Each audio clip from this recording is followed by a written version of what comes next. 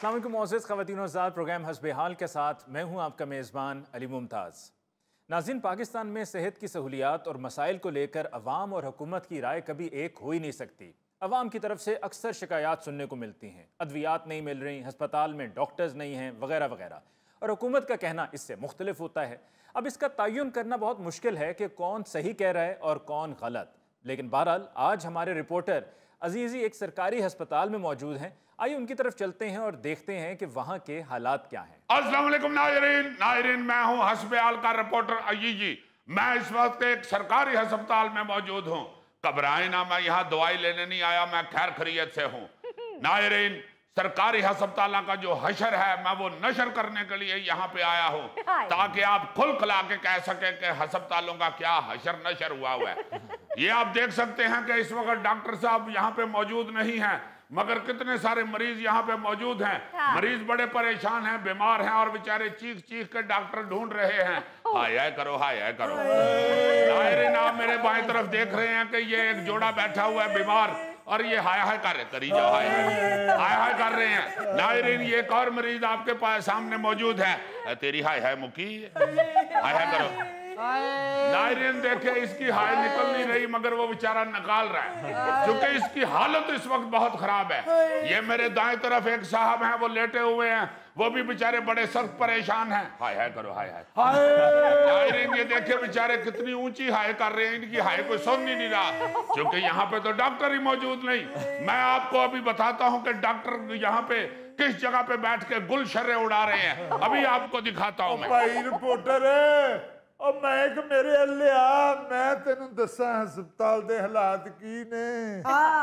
ਇਹਦੇ ਵੱਲ ਮੈਕ ਮੋੜ, ਜਿੰਨੂੰ ਹਸਪਤਾਲ 'ਚ ਵੀ ਚੈਨ ਨਹੀਂ ਹੈ। ਹਾਏ, 10 ਮਿੰਟ ਪਹਿਲੇ ਤੈਨੂੰ ਜੂਸ ਮੰਗਾ ਕੇ 60 ਰੁਪਈਆਂ ਦਾ ਦਿੱਤਾ, ਉਹਦੇ ਨਾਲ ਤੈਨੂੰ ਸਕੂਨ ਨਹੀਂ ਆਇਆ, ਹੁਣ ਮੈਕ ਮੰਗਾਉਣ ਡਿਆ।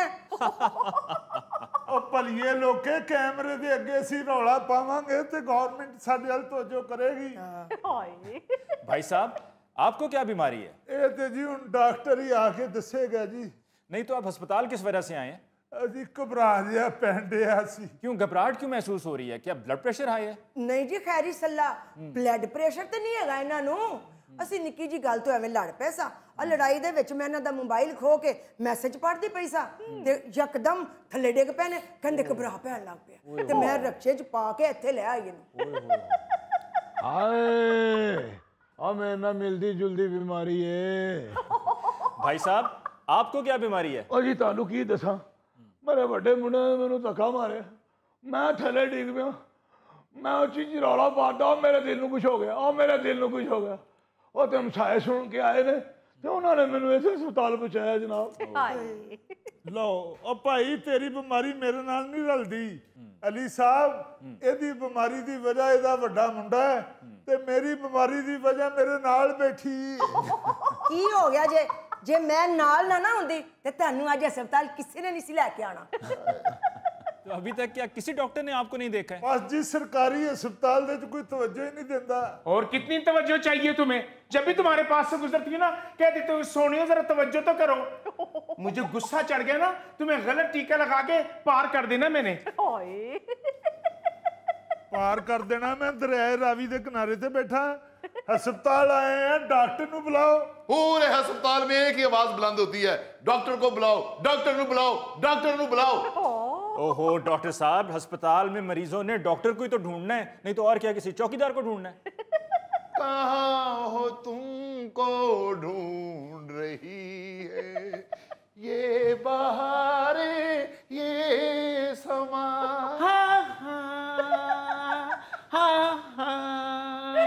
मैंने तुम्हें कहा हाँ हाँ करने के लिए है। सॉरी। खबरदार आइंदा अगर डॉक्टर के गाने में हाँ हाँ की तो। डॉक्टर ऑपरेशन कर रहा हो या गाना गा रहा हो, बीच में नहीं बोलते। डॉक्टर साहब, ये तो मैनू भी पार करने वाला टीका लाउन डई सी। क्या मैनू पार लंघा देवे कड़िया, मिन्नतां तेरियां कर दी ती री री री ती री। डॉक्टर साहब, आप कितना प्यारा करते हैं। ती ती री री री ती ती री री री। यू नो, ये तीतीरीरी मेरा फाइनल ईयर में ठीक हुआ था। हाय हाय।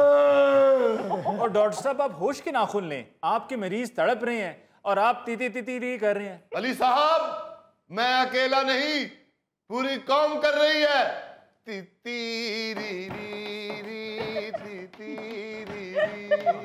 मैनू पाल लंगा दे बे कड़िया मिन्नतां तेरियां कर दी।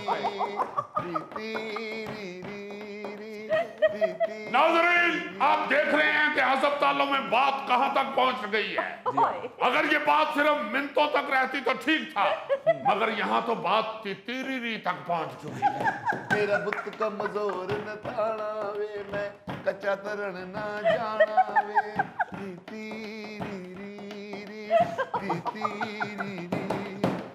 कच्चा। डॉक्टर साहब, ये जो आप तितीरी कर रहे हैं, ये कौन सी बीमारी है?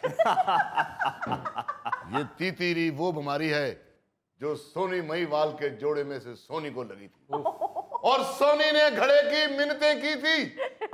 अब ये बीमारी अवाम और हुकूमत के दरमियान है और अवाम वजीर आजम की मिन्नतें कर रही है। मैनू पार लंगा दे वे कड़िया मिन्नतां तेरियां कर दी। मैनू पार लंगा दे वे कड़िया मिन्नतां तेरियां कर दी।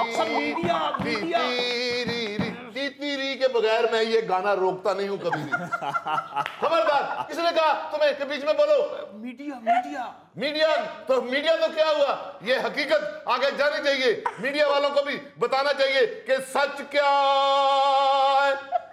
वाह वाह, क्या कहते। रिपोर्टर साहब, उन्होंने दे गाने ही सुनी जा रहे हो, साड़ी फरियाद भी सुन लो। जी जी, क्या हुआ आपको, आप बताइए। नाज़रीन, ये देखें, इस वक्त एक मरीज अस्पताल में बैठे हुए हैं, आइए उनसे बात करते हैं। जी, इसे पूछो जरा इसे, ये मुंह उठा के आ जाते हैं, हम तुम्हारी तरफ जाते हैं। ये अस्पताल में आए हुए हैं, को आपके घर नहीं आए हुए जो आप उनको शिकायत कर रहे हैं। जी फरमाएं। ओ जी 3 दिन तो इतने खजल होन लिया। डॉक्टर साहब जी, एक दवाई मैनू रिएक्शन कर गई है, मेरे सारे जिस्म ते सोजा पै गई ने। अल्लाह खैर करे, अगर ये सोजे हैं तो आपको तो डॉक्टर साहब का शुक्रिया अदा करना चाहिए, बल्कि जो दवाई रिएक्ट कर गई है उसकी डोज डबल कर लेनी चाहिए। मेरी दवाई कैसे रिएक्शन कर गई? तुम्हें कहां पड़ी है तुम्हें सोजे? तुम्हें तो 50 पूंड भी लड़ा दें फिर भी सोच नहीं पड़ सकती। नाज़रीन, आप देख रहे हैं कि डॉक्टर साहब एक पूंड को अपना एक मरीज को पूंड लड़ा रहे हैं। ओ भाई, मैं पूंड को पूंड नहीं लड़ा रहा, एक मिसाल दी है, फॉर एग्जाम्पल। रिपोर्टर साहब, आप इनकी बातों में ना आए, आप टीवी पे लोगों को मेरा सूजा हुआ जिस्म दिखाएं। कहां से सूजा हुआ है बताएं तो सही ना, कहां से सूजा हुआ है, कहां से दिखाऊं? अगर उसका सूजा हुआ जिस्म नजर नहीं आ रहा, मेरा उतरा हुआ चेहरा तो नजर आ रहा ना। नाज़रीन, आइए एक और मरीज से बात करते हैं जो कह रहे हैं कि मेरा चेहरा उतरा हुआ है। कहां से उतरा हुआ है आपका चेहरा, दिखाएं जी। ये देखें जी, जिस तरह नहर उतरी होती इस तरह मेरा चेहरा उतरे है जी। ओ, ये उतरा हुआ चेहरा है? ओ कच्ची आबादी के मुगल आजम, आज तुम मेरे दिल से उतर गए हो। भाई गाड़ी रोको भाई। आप अस्पताल में हैं, किसी सड़क पे नहीं बैठे हुए। ओके। नाज़रीन, आप देख रहे हैं कि मरीज किस तरह तड़प रहे हैं और डॉक्टर साहब को यही नहीं पता कि वो कहां बैठे हुए हैं। वो अस्पताल अपने ऑफिस में बैठ के गाड़ी रोक रहे हैं। आइए इस मरीज से बात करते हैं कि इनका क्या उतरा हुआ है। आप जरा उठे जी, जरा बताएं आपका क्या उतरा हुआ है। मेरे बड़े मुंडे ने मेरे तका दिता, मेरा मोटा उतर गया है। आप देख रहे हैं कि सरकारी अस्पतालों की क्या सूरत हाल है। हुकूमतों की तरफ से बड़े बड़े ऐलानात तो कर दिए जाते हैं, मगर सरकारी अस्पतालों की सूरत हाल अंदर से वैसी ही होती है जैसी किसी फिल्मी हीरोइन की मेकअप से पहले होती है। फिल्मी हीरोइन तो एक ही थी, बाबरा शरीफ, जो मेकअप के बगैर भी अच्छी लगती थी। तेरे मेरे प्यार का ऐसा नाता है, देख के तेरी सूरत दिल को चैन आता है। तेरे मेरे, ये आप तो कह सकते हैं डॉक्टर साहब, मगर कोई मरीज आपको देख के ये नहीं कह सकता कि देख के सूरत तेरी मुझको चैन आता है। मिस्टर रिपोर्टर, अगर आपके हाथ में माइक ना होता तो मैं आपको बताता कि आखिर लोग हमारा चेहरा ही तो देखते हैं। नाजरीन, आप देख रहे हैं कि किस तरह ढिठाई के साथ आपके सामने एक और मरीज आ गए हैं। ये इनसे बात करते हैं। नहीं जी मैं मरीज नहीं, मैं भुआनू जूस दिता सी, पैसे लेन आया ना को। जल्दी पहुंचे वरना पहलवान डब्बा भी खा जाएगा। भुआन जी पैसे दे दी। नाजरीन, आप देख रहे हैं कि यहाँ पे सिर्फ खाना पीना चल रहा है, इलाज बिल्कुल नहीं चल रहा। धड़ाधड़ कंटीनें चल रही हैं, मरीज खा पी रहे हैं, मगर दवाई किसी को नहीं मिल रही। और ये जो अस्पतालों के डॉक्टर हैं, ये भी बैठ के अपने गुलशर्रे उड़ा रहे हैं, मगर मरीजों को देख नहीं रहे। काटो भाई 60 रुपये। ओ 60 रुपये नहीं, 360 रुपये दो, 6 जूस पी बैठे जे। Oh my god, bull fighting वाले भैंसे, 6 खट्टे जूस के डब्बे पी गए तुम, और फिर कहते हो कि तुम्हारी दवाई असर नहीं करती। और दवाई खावांगे तो डॉक्टर साहब असर करेगी ना।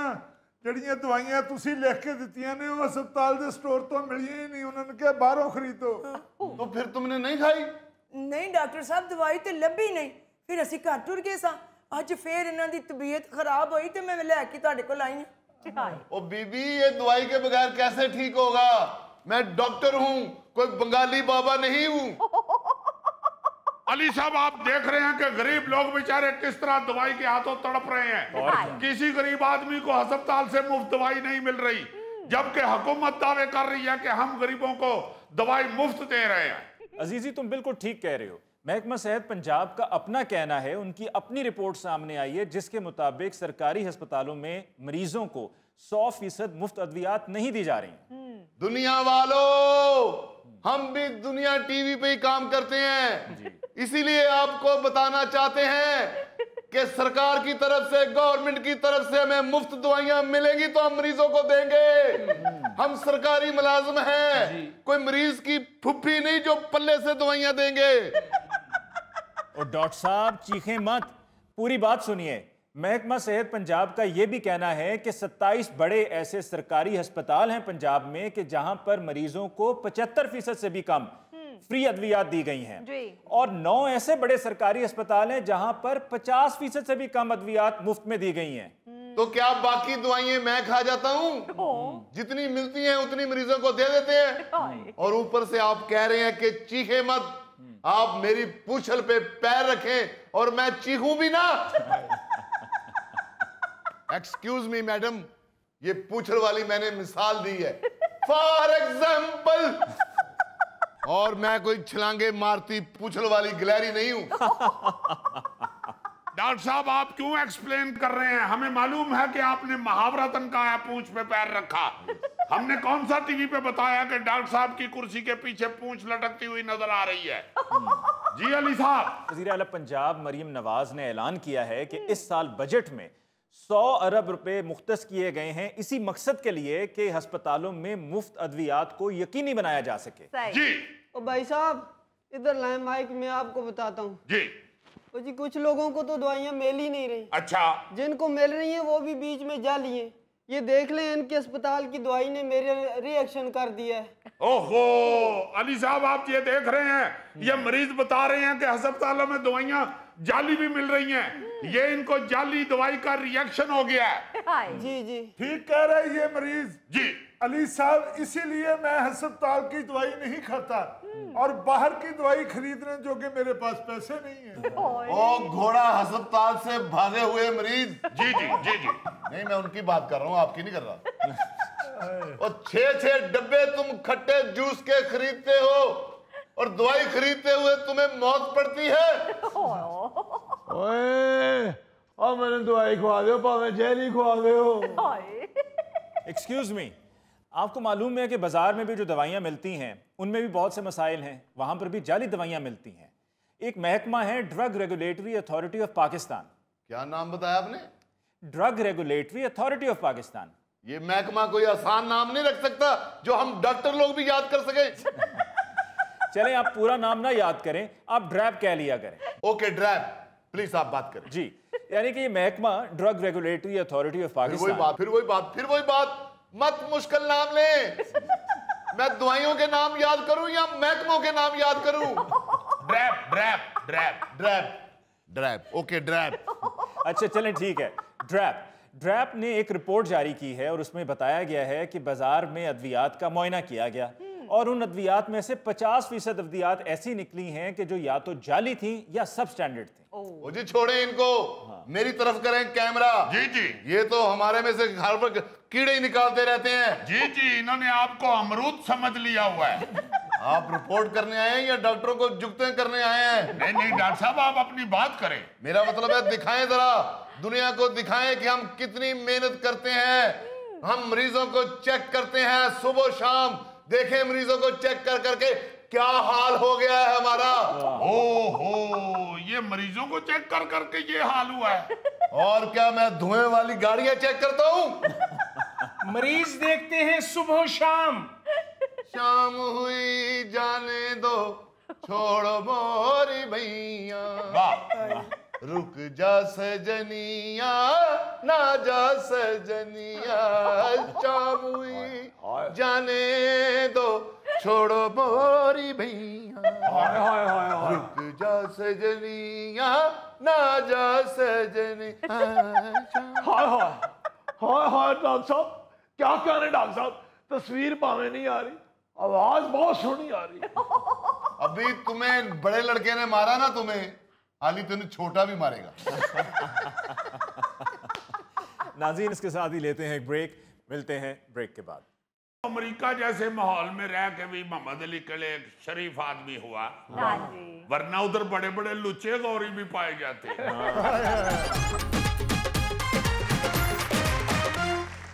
नाज़रीन, पेश खिदमत है हस्बे हाल का खबरनामा। ख़वातीन और हज़रात, न्यूज़ जेम्स बॉन्ड 0092 आज जो खबर आपके सामने पेश कर रहा है उसमें हंसी भी पाई जाती है और सबक भी मिलता है। और अल्लाह का शुक्र भी अदा करने को जी चाहता है कि हम एक बड़े ही प्यारे और खूबसूरत माहौल में अपने मुल्क में जिंदगी गुजार रहे हैं। वाह वाह वाह वाह, एक खबर में दो मजे। जी हाँ, खबर कुछ यूं है, झूठ बोलकर दूसरे मुल्क ले जाने पर बेटे ने वालदैन पर मुकदमा दायर कर दिया। बर्तानिया में 14 साल लड़का वालदैन के खिलाफ फ्रॉड का मुकदमा दायर करवाकर उन्हें अदालत ले गया। ओहो, ये क्या खबर है अजीजी? सुनेंगे तो आपको भी हंसी आएगी, साथ साथ ओखो से तो अफसोस जहर हो रहा है आपका। मगर तफसील हंसी वाली हुई है। वालदैन थे ऐसे जो चाहते थे कि बच्चा हमारा जो है वो अच्छे माहौल में, यानी जरा शरीफाना और सादा माहौल में जिंदगी गुजारे। हाँ जी, जरा डिचकू से दूर रहे, या किसी नुक्कर में बैठ के तो सुल्फियां लगाने से जरा परहेज करे। उन्होंने क्या किया कि अपने बच्चे को कहा कि बेटा, हम किसी की इयादत के लिए घाना जा रहे हैं। घाना? तो चलो हमारे साथ वहां। अच्छा। अफ्रीका का जो मुल्क है घाना, वहां अपने बच्चे को लेके चले गए। अच्छा। और उधर जाके उन्होंने कहा कि तुम इधर यूनिवर्सिटी में दाखिल करवा रहे हैं।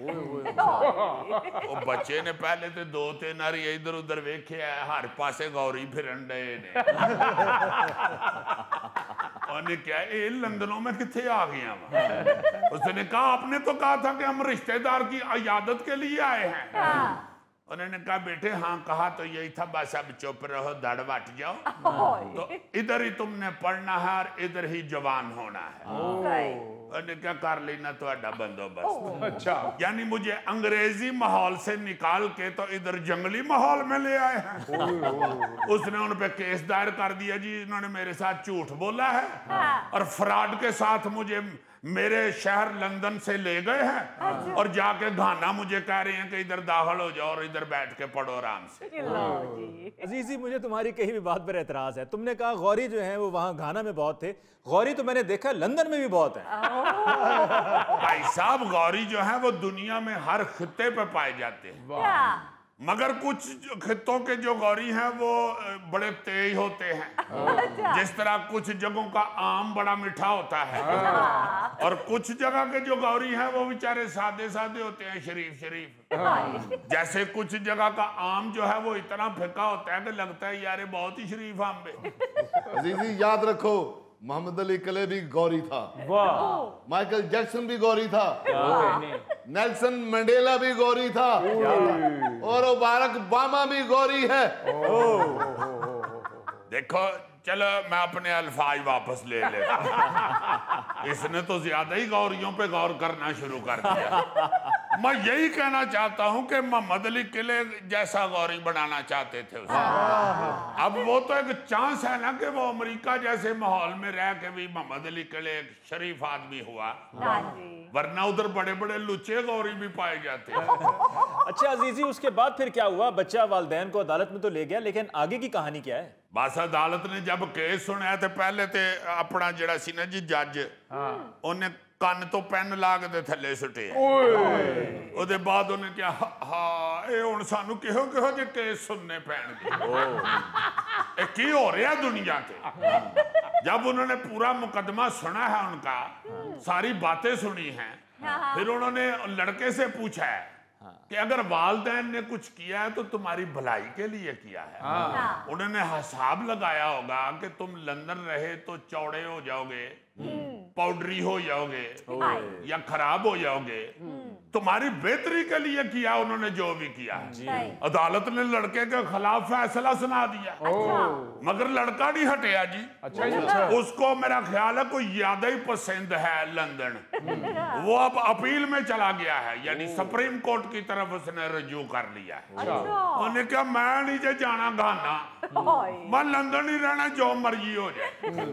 मगर मुझे यकीन है कि वो वड्डी अदालत के जज भी परेशान ही होंगे केस पढ़ के कि की करिए हुण, प्यो वाल जाइए या मुंडे वाल जाइए। वो तो मेरा ख्याल है बेचारे उत्थे चिड़ी उड्डी कां उड़ा कर रहे होंगे, किस पे फैसला दें, कित्थे जाइए, की करिए। अखीर बेचारे सिर फड़ के पिटन रहे होंगे कि केड़े काम च पै गए हैं, इतने इतने अजीब फैसले इधर आते हैं। अजीजी, लंदन एक दुनिया का तारीखी और खूबसूरत शहर है, और फिर वो बच्चा वहां पैदा हुआ, वहां का बोन है, वो क्यों उधर ले गए उसको? गौरी साहब वो क्या कहते हैं कि दूर के ढोल सुहाने, वहां उधर उन्होंने कुछ महसूस किया होगा ना वालिदैन ने कि यहाँ अगर पले बढ़ेगा तो खराब हो जाएगा हमारा बच्चा। अपने उन्होंने ठीक कराने वास्ते गाना ले गए ने। नहीं तो जे जज ने प्यो नूं कहता कि मैं खराब हां, मम्मी इत्थे पैदा होया लंदन यार मैं कब कह रहा हूं कि अदालत प्यो के हक में फैसला करे। अब यह अदालत जाने तो वो जाने। मैंने तो आपको सुनाया कि देखो दुनिया पे किस किस किस्म के केस हो रहे हैं। वो केस तो ऐसे दरअसल सामने आते हैं कि हंसी नहीं रुकती। जी जी, मुत्तहिदा अरब अमारात में सास ने बहू की मां के खिलाफ मुकदमा दर्ज करा दिया है कि बहू की वालदा ने व्हाट्सएप पे मुझे गालियां और धमकियां दी। इत्थे हुण की करोगे? देखो ना यार कुड़मणियां लड़ पईयां ने आपस च, ते अदालत च मुकदमा टुर गया जी क्या मेरी कुड़मणी ने मैनू गालां कड्डियां, वो भी व्हाट्सएप ते। हुण व्हाट्सएप ते गालां जिहड़ियां पढ़ेगा जज ते ओदी हंसी रुकनी है भला? औरतों की लड़ाई में अब जज बेचारा की करेगा? मुझे तो लगता है इस मुकदमे के फैसले से पहले किसी ना किसी तरह ना जी जज ने या तो खुदकुशी कर लेनी है, अल्लाह ना करे, या पागलखाने पड़ जाने। क्योंकि खवातीन की लड़ाई में तो घर का मर्द पड़े तो ओदे नाल बेचारे नाल अल्लाह माफ करे ओ हुंदी है जिहड़ी बच्चे चूहा फाड़ लें तो ओदे नाल कर दे। क्योंकि जज ने जिस औरत के खिलाफ भी फैसला दिया ना, उस औरत ने जज को ही उल्टा मुजरम बना देना है। इनू कादी अकल है कौड़ी दी, इन जज बना के इत्थे बाहर छड्डिया ने, पता इनू कुछ है नहीं। इस बंदे नू की पता वा व्हाट्सएप ते किहो किहो जी गुफ्तगू होण डई है अजकल।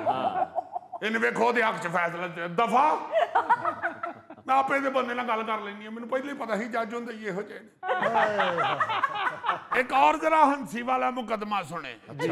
एक चीनी शहरी ने अपनी बेटी पर मुकदमा दर्ज करवा दिया कि मैं बीमार हुआ था तो ये मेरी तीमारदारी भी नहीं करने आई और इसने मेरा नंबर भी ब्लॉक कर दिया था, इसलिए इस पे बेफैज औलाद का मुकदमा दर्ज कर।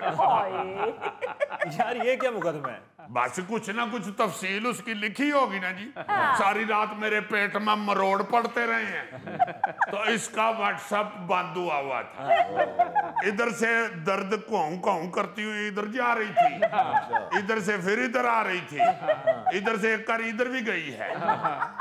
अगर दर्द इतना फिर सकती है तो इसको मौत पड़ी हुई थी, ये मेरे घर तक नहीं आ सकी। जनाब अली, इस लड़की से तो अच्छा था मैं कोई इट जम लेगा तो ताकि किधरे ना किधरे लगते जाती। तो जज ने अगों कहना तो फिर जम लेनी सी इट, साडे कोल की लैन आया है। अच्छा, पुराने वक्तों में इस तरह का कोई केस सामने आता था ना जो कोई झगड़ा शगड़ा भी, केस होना तो दूर की बात है, को बात भी सुनते थे ना वालदैन और औलाद की आपस में, तो लोग मुंह में उंगलियां ले लेते थे कि ओ की जमाना आ गया। बिल्कुल सही। बाप ने बेटी के ऊपर मुकदमा कर दिया, या हा की जमाना आ गया, पुत्र ने प्यो पे मुकदमा कर देते। तो अब जब से दुनिया को एक दूसरे की खबरें मिलनी शुरू हुई हैं, अब तो ये मामूल की बातें हो गई। हाँ जी, बिल्कुल। ये 2021 में बर्तानिया के एक ऐसे ही बेरोजगार बंदे ने अपने वालिदैन पे केस कर दिया। अच्छा। ऑक्सफोर्ड से वो पढ़ा हुआ था और वो चाहता था कि फिर भी मेरा खर्चा मेरे वालिदैन ही उठाएं। उस 45 साल बेरोजगार बंदे का नाम फैज सिद्दीकी है। अच्छा। और पेशे के हवाले से वो वकील है, लेकिन उसने अदालत में दावा किया कि वो सेहत के मसाइल में घिरा हुआ है, कमजोर बच्चा है, अच्छा, जिसे वालिदैन की सपोर्ट की अशद जरूरत है। वालिदैन ने कहा मेरा खर्चा ला, नहीं तो मैं इत्थे थले लम्मिया पै के ते ओ लत्तां घसीटणियां ना, तुसीं इत्थे मैनूं उठा नहीं सकोगे। यार, इसमें वालिदैन पर केस करने वाली कौन सी बात है? बस हड हराम। 45 साल जवान है, लंदन में अपने अब्बे के फ्लैट में रहता है, वालिदैन इसके तमाम बिल वगैरह अदा करते थे। अच्छा। और हैरान कुन बात यह है कि उसे अच्छा भला रोजाना जेब खर्च भी देते थे। अच्छा। लेकिन उसकी बदतमीजियों की वजह से उन्होंने उसका हुक्काबानी बंद किया, उन्हें जाके तो केस कर देता। क्या यार, खौफनाक दौर आ गया है। जी जी जी जी, इन चीजों से सीखना चाहिए। हाँ जी। और जो लोग इन मुकदमात से या इन वाकयात से सीखते हैं ना, उनके बारे में भी जरा सुने। जी जी। ये जो केस लंदन में हुआ था ना जी, हाँ जी, इस मुकदमे को अमेरिका में अहम केस के तौर पर मुख्तलिफ महकमों में भेजा गया कि बच्चों के हवाले से कानून साजी को इस केस के तनाजुर में भी देखा जाए। बहुत अच्छी। इस तरह भी बच्चे आजकल कर रहे हैं। बहरहाल औलाद के हवाले से अल्लाह से दुआ करनी चाहिए जी जी, वरना बच्चे इस तरह के निकल आते हैं। नाज़रीन, इसके साथ ही लेते हैं एक ब्रेक, मिलते हैं आपसे ब्रेक के बाद। शेख साहब, हले भी तुसी बब्बर शेर हो, चुक दियो फटे। चुक दियो तो सभी कहते हैं, मगर चुक सिर्फ उसे ही पड़ती है जो चुक देता है।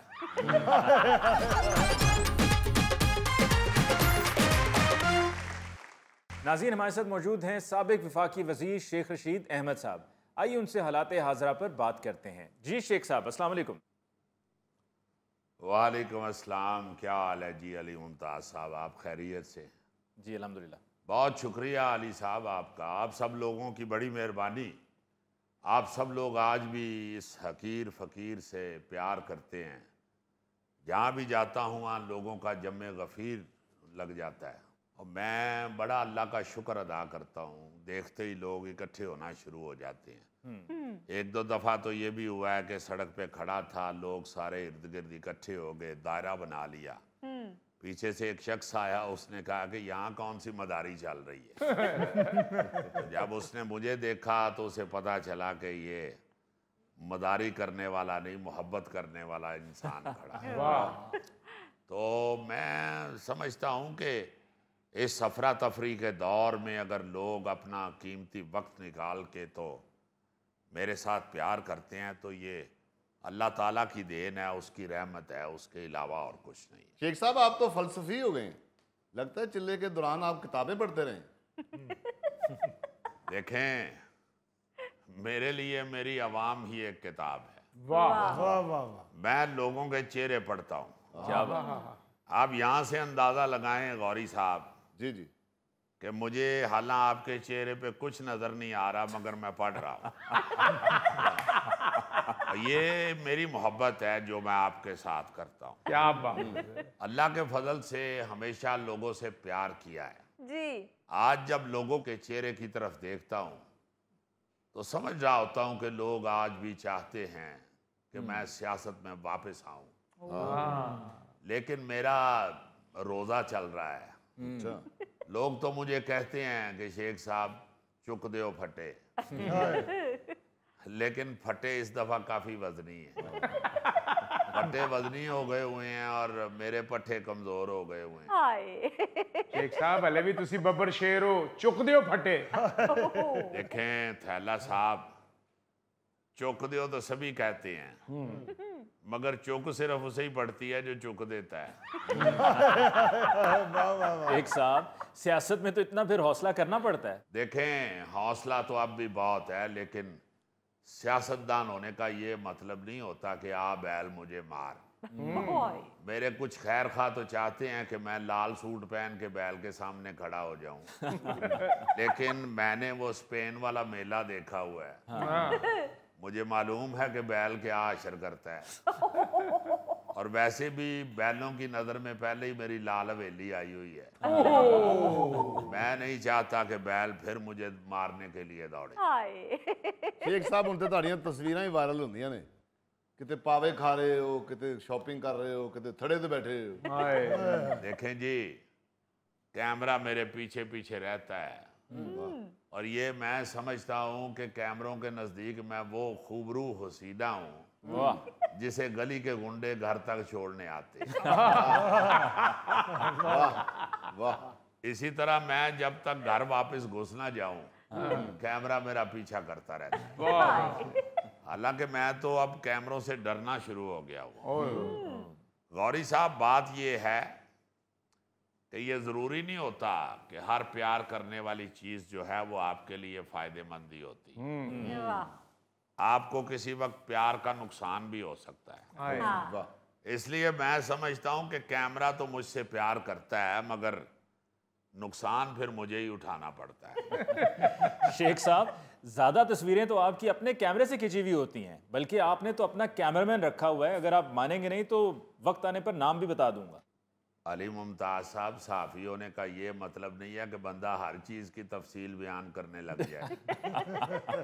देखें, मेरे लड़के तस्वीर ना भी बनाएं तो पब्लिक में से कोई ना कोई ज़रूर बना लेता है। लोग अब ये मेरे पाए खाने की तस्वीर जो बनाते हैं या नेट पे डालते हैं, मुझे इससे क्या सरोकार। भाई, पाए खाना कोई अनोखा काम तो नहीं है, सारे कश्मीरी खाते हैं, मगर जब शेख रशीद खाता है तो फिर तस्वीर बनती है। इसमें मैं समझता हूँ कि पाए खाना कोई अहम बात नहीं है, शेख रशीद अहम बात जी।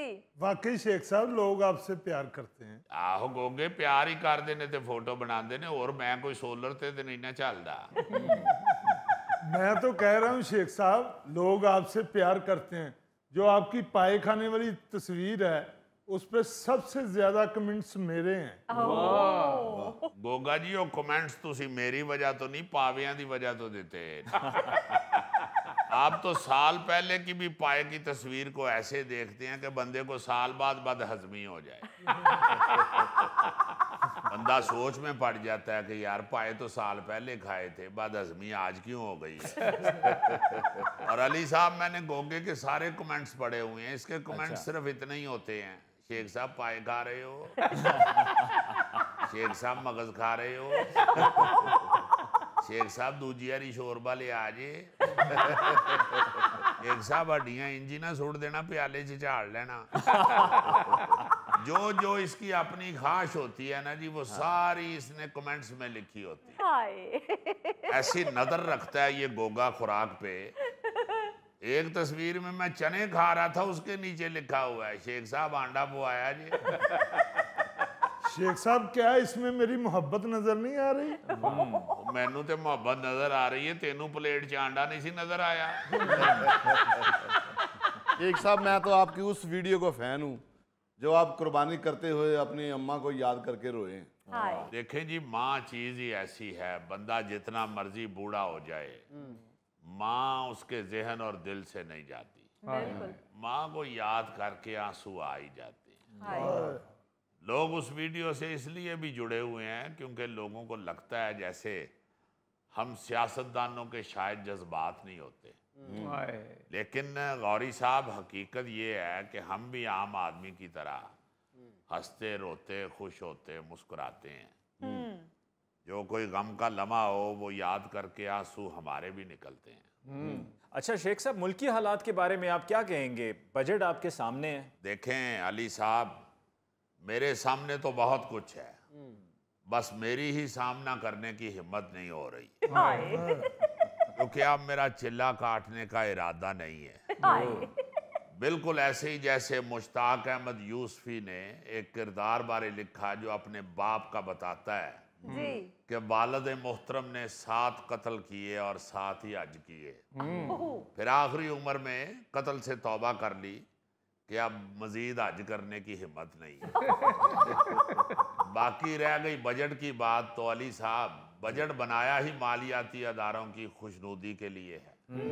ये किसी गरीब का बजट नहीं, कर्जों का बजट है। जब बजट पेश करने वाला खुद कहता है कि ये कर्जों का बजट है तो फिर मैं क्या कहूँ भाई? यकीनी बात है मंजर ही मातम वाला है तो ढोल बजाकर भंगड़ा कैसे डाला जा सकता है? गरीब आदमी बेचारा तो उसी तरह रगड़ा गया है जैसे बड़ों की लड़ाई में शेख रगड़ा गया है। शेख साहब हम तो तुसी पेशेंट को ये करने भी छड़ गए और ये साहब करते रहे यहाँ पर सुनता कोई नहीं। उन्होंने गल्ला ही नहीं रही। इसलिए मैं तो यही कहूँगा कि हद से कुर्बानी गो बड़ी है अभी, गम न कर जिंदगी पड़ी है अभी। क्या बात। अच्छा कुर्बानी से याद आया शेख साहब, ईद अच्छी गुजरी है? देखें जी सबके साथ ही है ना। वैसे अली साहब इस ईद पर मुल्क की हालात ऐसे नहीं थे जैसे कभी हुआ करते थे। वो गर्म जोशी, वो जोरो शोर नजर नहीं आ रहा था। देखें अब ये जो गुर्बत है ये तो घर के दरवाजों तक पहुंच गई है, लेकिन फिर भी लोग बेचारे जज्बा ईमानी के साथ जिंदगी गुजार रहे हैं।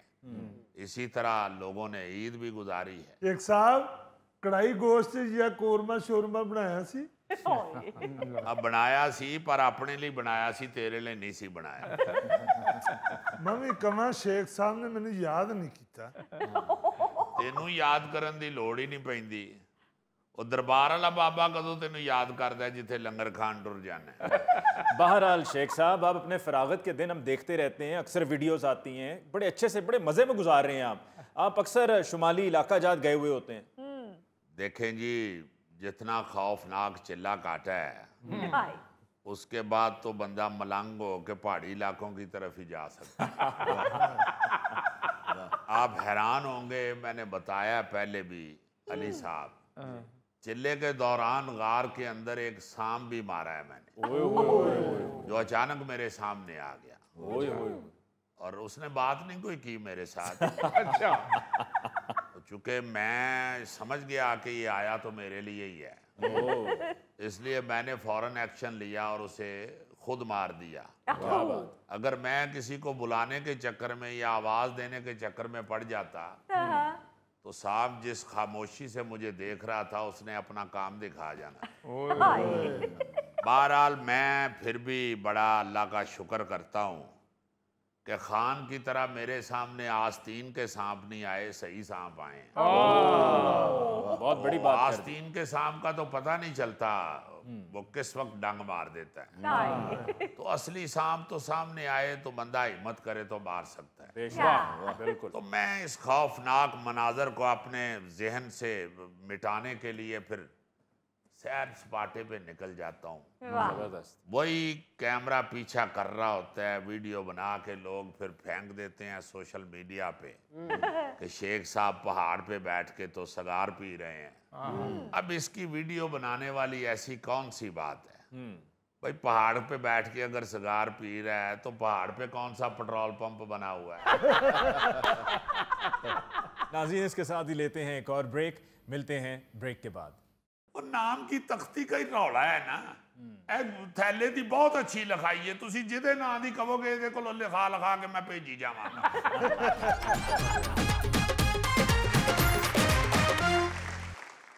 अली मुमताज साहब ये अभी पिछले दिनों जो खबर बड़ी सख्त जबान ज़द आम हुई और बड़ी उसमें लेदे हुई और बड़ा उसमें उठक बैठक हुई और बड़ी उसमें सज्जे खब्बे हुई और बड़ी उसमें और क्या कह सकता हूँ, ऊपर नीचे कह दिया, ऊपर नीचे हुई और कुछ और अपना गोगे के हिसाब से और बड़ी उसमें मोटा पतला हुई।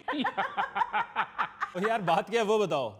ये जो बात अपना चली थी जी, चेयरमैन सेनेट और अपना स्पीकर साहब की तनहा जो एक दम बधाई गई थी, और फिर औरंगजेब साहब जो हमारे वजीर खजाना हैं, माशाल्लाह अच्छे पौश इलाके च हो जिया होम्योपैथिक डॉक्टर होता है, उन्होंने आगे एक प्रेस कॉन्फ्रेंस में फिर हमें मतला किया कि चूंकि ये इतने साल बाद ये तनहा वधी है और इतने साल नहीं बधाई गई, इसलिए फिर हमने उनको इतना इकट्ठा वादा कराया है, इसलिए, वरना और कोई ऐसी बात नहीं। हम बड़े सीधे साधे और शरीफ लोग हैं। शरीफ तो होंगे ही, मगर ये सारे काम फिर हो जाए कर लेंगे ने। मगर मैं ये कहना यहाँ ये चाहता हूँ कि भाई असल बात ये है कि जो आप काम करना चाहते हैं वो आप कर लेते हैं, उसके लिए बेशुमार तौजीहात आपके पास होती है जी। और जो काम आपने नहीं करना वो आपने नहीं करना, उसके लिए भी आपके पास बेपनाह बहाने होते हैं। अर्ज ये है कि खुदा के वास्ते बराबरी का सलूक करें, बराबरी का सलूक करें। हमें तो दर्स दिया गया है हमारे मजहब में, बड़ा खूबसूरत दर्स है ये तो इतना पुरकशिश अपना दर्स है कि अभी हम पिछले सेगमेंट में मोहम्मद अली किले का जिक्र कर रहे थे। जी। तो मैं सोच रहा था कि देखो वहां पे जो कालों के खिलाफ नफरत पाई जाती थी, उसका कितना दुख था मोहम्मद अली किले के अंदर, कि उसने कहीं ये सुना जब कि इस्लाम में बराबरी का सलूक है, बराबरी की मोहब्बत है, कोई गोरे काले की तमीज नहीं है, कोई अमीर गरीब की तमीज नहीं है, मोहब्बत जो है वो सबके लिए एक जैसी है। इतनी बात सुन गई तो वो मुसलमान हो गया। तो हम किस तरह की हरकत कर रहे हैं कि हम अपने नौजुबिल्ला मजहब से लोगों को मुतनफर कर रहे हैं अपनी हरकत की वजह से। आप देखें ना कि हम अपने सियासी रिवेंज जो लेते हैं, जो एक दूसरे से इंतकाम लेते हैं या जो नफरत करते हैं, उस नफरत तले कितने आम लोग कुचले जाते हैं। बेचारे जो हकदार हैं उनके हक मारे जाते हैं। बहुत सारे ऐसे मंसूबे हैं जो एक हुकूमत शुरू करती है जिससे बहुत से गरीब लोगों को फायदा पहुंचना शुरू होता है। अगली हुकूमत आती है, वो गुस्से में आके उस मंसूबे को ठप कर देती है और सारे बेचारे जो हैं वो उधर ही हाथ पे हाथ रख के रो रहे होते हैं। जैसे ये अपना जो था वार्डन्स, ट्रैफिक वार्डन्स, इनका मंसूबा ये महकमा शुरू चुके किया था परवेज लाई हुकूमत ने। तो जब ये दूसरी हुकूमत आई है, ये नून लीग के लोग जब आए हैं, तो वो बेचारे जो हैं उनकी तनहाएं रुक गई, उनके वो जो थे अपना स्केल वो उधर के उधर ही मुंजमद हो गए। इतनी परेशानी थी, हम तो हर हफ्ते उनके लिए बोलते थे और शुक्र है उनकी कुछ सुनी भी गई, वरना ईमान से उस जुल्म सितम के अंदर वार्डन जो हैं वो सड़क पे खड़े हुए बेचारे ऐसा लगना शुरू हो गए थे जैसे को गुआचे या बच्चा नहीं सड़क पे खलोता होता। उनकी शक्लें ही बदल गई थी, उनकी रंगत ही बदल गई थी, अजीब हालत उनकी हो गई थी, रोना शुरू हो गए थे वो लोग सड़कों के ऊपर खड़े होकर। इसी तरह एक और जो मंसूबा था जो परवेज लाई हुकूमत में या कह लें कि परवेज मुशर्रफ हुकूमत में शुरू हुआ था, इंतहाई खूबसूरत मंसूबा था और इस हुकूमत ने आगे उस प्रोजेक्ट का भी मकबरा बना दिया। अजीजी ये मंसूबा था क्या? और जी मंसूबा ये था कि साबिक वजीर आला पंजाब परवेज लाई साहब ने ना जी सरकारी मुलाजमीन के लिए ये मंसूबा बनाया था कि पंजाब गवर्नमेंट के जो मुलाजमीन हैं वो उनको छत मिल जाए, वो अपने घर के मालिक बन जाएं। उन्होंने पंजाब सर्वेंट्स हाउसिंग फाउंडेशन की बुनियाद रखी और मुख्तलिफ शहरों में जमीन भी मुख्तस करवाई, जमीनें हायर करवाई। सरकारी मुलाजम अपनी तनख्वाह से पैसे कटवाते रहे अच्छा। हाँ जी, वो कितनी देर कटवाते रहे, बल्कि मेरा ख्याल है आप भी कटवा रहे हैं। अच्छा। रिटायरमेंट तक प्लाट के पैसे पूरे हो जाते थे। हाँ हाँ। तो रिटायरमेंट पे उनको सरकारी प्लाट मिल जाता था सही। मुफ्त में, हाँ जी। क्योंकि उनकी अपनी तनख्वाह से पैसे कटे हुए होते थे। हाँ जी। इसलिए सरकारी मुलाजम को पेंशन के साथ प्लाट भी मिल जाता था। बहुत अच्छे, वाह। बड़ा प्यारा मंसूबा था, बड़ी खूबसूरत एक चीज थी कि चलो बुढ़े वारे एक आदमी जो बेचारा खज्जल हो रहा है किराए के घरों में या सरकारी क्वार्टरों में, रिटायरमेंट के साथ ही उसे प्लाट मिलेगा, जो साथ उसे पेंशन में पैसे जैसे मिलेंगे उसके, वो उस पे कोई छत डाल के बैठ जाएगा। सही, बिल्कुल सही। लेकिन चूंकि परवेज लाई साहब का बनाया हुआ मंसूबा था, इसलिए नई हुकूमत के आते ही चंद शरपसंद, मैं तो कहूंगा, अफसरान ने इन हुकूमत वालों को पता नहीं क्या पट्टी पढ़ाई है और क्या किया है, मंसूबे को खुडे लाइन लगा दिया है।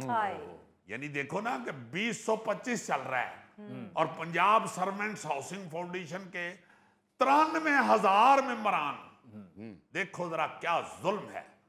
93,000 मेंबर प्लाट्स लेने के लिए इंतजार की लाइन में लगे हुए और उनको नहीं मिल रहा, वो सूली पे लटक रहे हैं। अभी सारे को तगड़े लोग कोई भी, इन्होंने तो आपके पल्ले से ले लिए। तो ये सरकारी मुलाजमीन बेचारे तो यार अपने तनख्वाह में से पैसे कटवाते रहे हैं। बिल्कुल सही। कुछ खुदा का खौफ करें, कुछ खुदा का खौफ करें। यहाँ पे यही है कि जिसकी लाठी उसकी भैंस। जो तगड़े लोग आपके मथे लगते हैं या कोई मुतालबा करते हैं, आप वो पूरा कर देते हैं। जो मस्कीन बेचारे नहीं इतना कर सकते कि आपके साथ वो मथा लगाएं, आप उनके ऊपर जुल्मों से सितम शुरू कर दें। 2004 में जब ये मंसूबा अनाउंस किया गया था, उस वक्त 1,44,000 सरकारी अफसरान और मुलाजमीन ने दरखास्तें दी थी। अच्छा। उनमें से 17,000 लोगों ने तो प्लाट ना मिलने पर अपने पैसे वापस ले लिए, जबकि सिर्फ 13,000 मेंबरान को प्लाट मिल सके हैं अभी तक, और बाकी 93,000 लोग इंतजार में खड़े। तो ये सारे रिटायर्ड सरकारी मुलाजमीन हैं। जी जी जी जी, हर जिले में हजारों लोगों ने इस उम्मीद पर दरखास्तें और पैसे जमा करवाए थे कि उन्हें मुलाजमत के आखिर में अपना घर नसीब हो जाएगा। लेकिन ब्यूरोक्रेसी और पंजाब हुकूमत ने उन्हें ऐसे चक्कर में डाला हुआ है, उनमें से अक्सर तो अदालतों में खज्जल हो रहे। अब क्या मिलेगा यार अदालतों से? भाई खुदा के लिए ना ऐसे करें, खुदा के लिए ना ऐसे। बिल्कुल। कई लोगों के साथ इन्होंने यही किया। जैसे एक और देखे ना इशू कि परवेज मुशर्रफ दौर में कॉन्ट्रैक्ट बेस पे टीचर्स भर्ती किए गए थे, उनकी तनख्वाह ज्यादा थी, चूंकि वो कॉन्ट्रैक्ट बेस पे थे, उनको अनाउंस वगैरह ज्यादा मिलते थे। अच्छा। जब वो पक्के हो गए हैं और ये हुकूमत आ गई है, तो इन्होंने ये हुक्म जारी कर दिया है कि ये जो ज्यादा तनख्वाहें लेते रहे हैं इनसे वापस ली जाए। सिर्फ तनख्वाह घटाओ ही ना, जेड़े ना पहले भी वध पैसे ले ने वो भी वापस लो। हालांकि अदालत का ये फैसला है कि जो जितने पैसों पे भर्ती किया गया है उसी हिसाब से वो नौकरी करेगा। सही। मगर नहीं, जहां इन्होंने काम नहीं करना ना जी, उसके लिए इनके पास अदालत में पेश करने के लिए भी 1000 बहाने होते हैं। जैसे मैं अर्ज कर रहा था स्टार्ट, जहां से मैंने बात की थी कि आप कह रहे हैं जी कि इनकी इतने साल तनख्वाह नहीं बढ़ी, इसलिए हमने 2.25 लाख से सीधा इनको 13 लाख का जंप लगवा दिया है। और भाई खुदा के वास्ते इस तरह ना करें, मस्कीनों पे भी रहम करें। बिल्कुल। अल्लाह ताला की लाठी बड़ी बेआवाज है। अपनी सियासी रंजिशें इस तरह ना निकाल ले। जैसे आपको याद होगा कि परवेज लाई साहब ने ना जी बर्न सेंटर बनवाए थे, ये जले हुए जो मरीज आते हैं उनके लिए हर अस्पताल में। 7-8 साल लगा के वो मंसूबा पूरा हुआ। जब ये हुकूमत आई तो ये वो भी बंद करने लगे थे, इसी खिंच में कि उन मंसूबों के ऊपर परवेज लाई साहब के नाम की तख्तियां लगी हुई थी। इन्होंने खिंच चढ़ गई। इन्होंने क्या इन्हों के नां दियां क्यों लगियां ने, सिर्फ साडे नां दियां लगनियां चाहिए ने इस मुल्क च। ये बंद करने लगे थे। उस पर तो फिर बड़ी ले दे हुई, बड़ी बहस हुई, मीडिया पे उछाला गया, रौला डाला गया, तो शुक्र बाई आए। इसलिए खुदा रहा हुकूमत से ये अपील करते हैं हम कि मंसूबा जो किसी ने भी स्टार्ट किया हुआ है उसको बंद ना करें। बिल्कुल। और नाम की तख्ती का ही रौला है ना, थैले दी बहुत अच्छी लिखाई है, तुसी जिदे नां दी कहोगे इहदे कोलों लिखा के मैं भेजी जावांगा। नाज़रीन, इसके साथ ही आज के प्रोग्राम हस्बे हाल का वक्त खत्म हुआ चाहता है। अपने मेज़बान अली मुमताज़ को दीजिए इजाज़त। अल्लाह निगहबान।